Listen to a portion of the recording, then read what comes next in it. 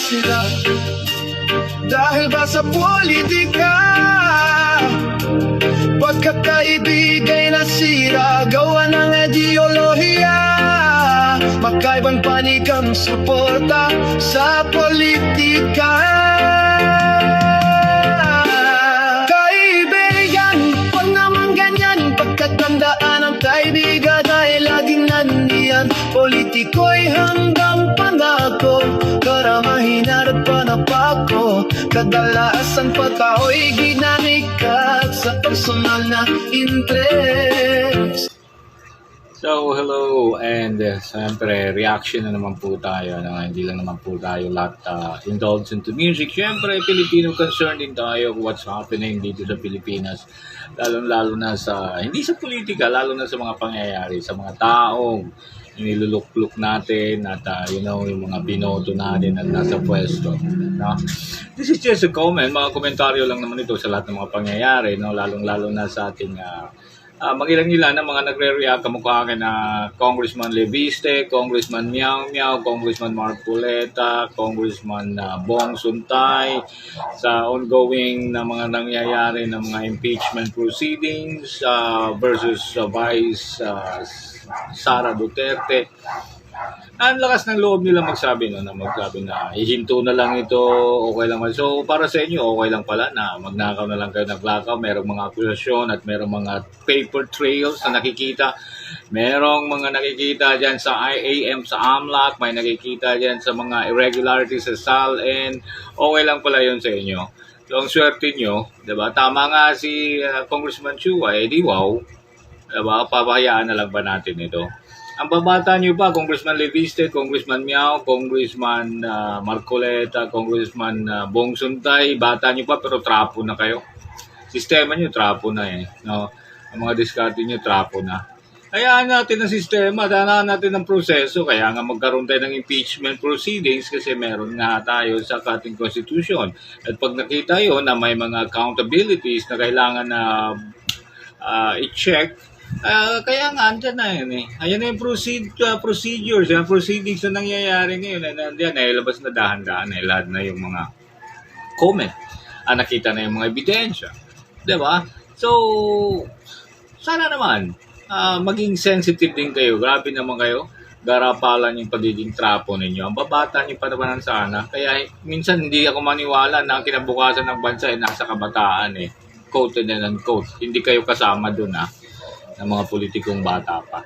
Kaya sinasabi ko, hindi talaga dapat sa politiko ang magmamana ng pagiging presidente ng Pilipinas, ng ating bansa, para gusto natin na maging maayos ito. Wala sa mga politiko, kasi mga politicians natin, kayong mga politiko, basta magalit na kayo, hindi.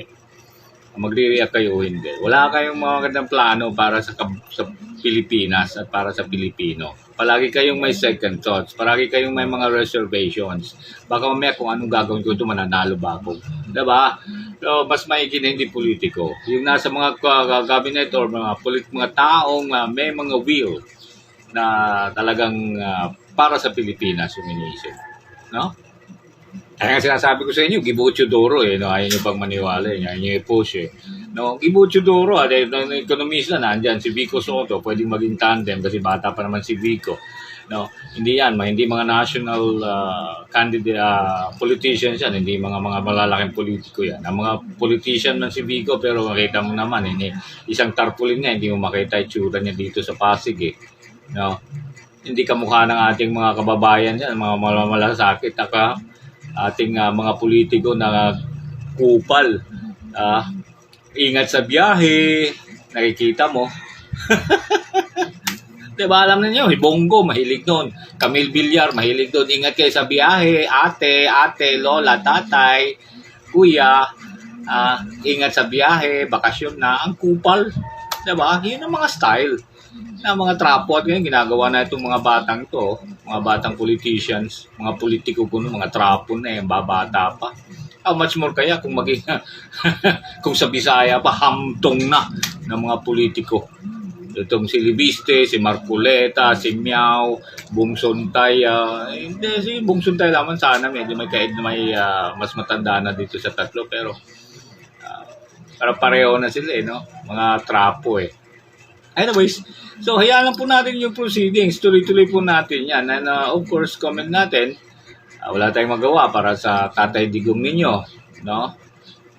Talagang lilitisin na eh. Galing din naman sa bunganga niya. Bilisan niyo ICC. Diba? Para kung makulong man ako, makulong ako. Ayan na. Sige. So you should be careful what you wish for. No, pagkatandaan lagi. At of course, yung kay Attorney Michael Powa, wag mo kaming gawing bobo gaya ng mga ginagawa mo sa mga mga lipores ninyo. No, Attorney Michael Powa. Others, para ka namang others, murag di kag Bisaya, murag makag others oy.